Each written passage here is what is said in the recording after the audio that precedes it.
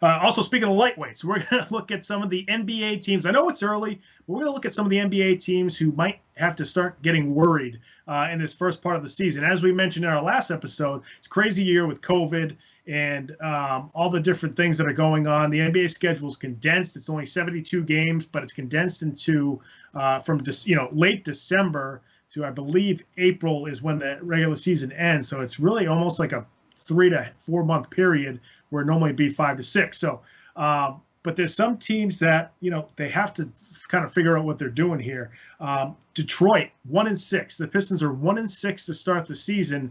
And, we saw them against the Celtics. They actually beat the Celtics in their first game of their 2-game matchup, which is the NBA is doing now, is a lot of teams are flying somewhere. They're playing the team. They'll stay overnight, probably 2 nights, and then play again, which makes total sense to limit travel because of COVID.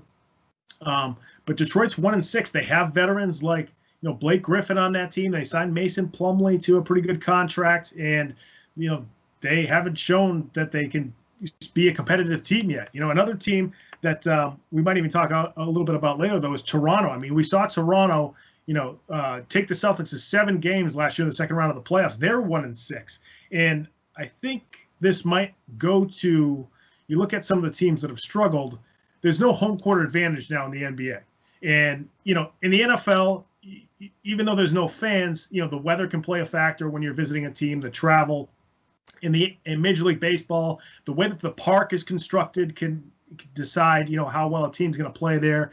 Fenway, that there's a short wall, so, right-handed hitters have an advantage. And actually, the wall on left's really short too, as well. If you wrap it around the pole for left-handed hitters, and then in other parks, the field is much bigger, so teams with good pitching tend to play better in Petco Park out in San Diego and other parks like that.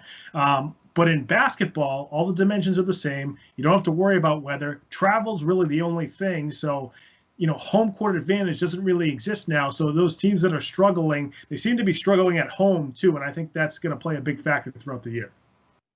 Yeah, no, I think you're right with that. And I still think the shortened preseason is having something to do with that. And just the way that they're managing the rosters going forward. Like I said, and we spoke about this a little bit on the last episode, was how players are getting rest early. I know we've spoken again, and Kevin Durant was getting another night of rest almost most recently, I think just 2 games ago. And Kyrie, or actually, I think it was last night, Kyrie was had to do it all himself again and got the win for the Nets. But I think what you're seeing is with COVID and with that shortened preseason, maybe some guys that were coming off injuries are still kind of getting into the flow of things.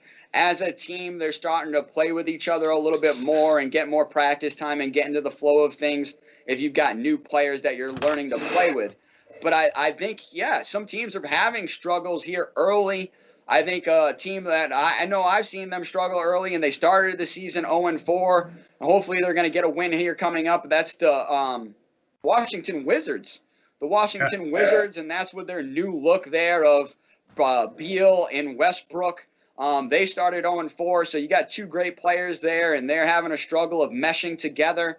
And maybe it's, who gets the shots up. I know Bradley Beal was used to John Wall really dishing him the ball, where Russell Westbrook is more of an on-the-ball player, likes to dominate the ball and really dictate what's going on, takes plenty of shots himself. So I'm having to wonder if Bradley Beal is having trouble adjusting to that compared to playing with John Wall, who's a pass-first point guard.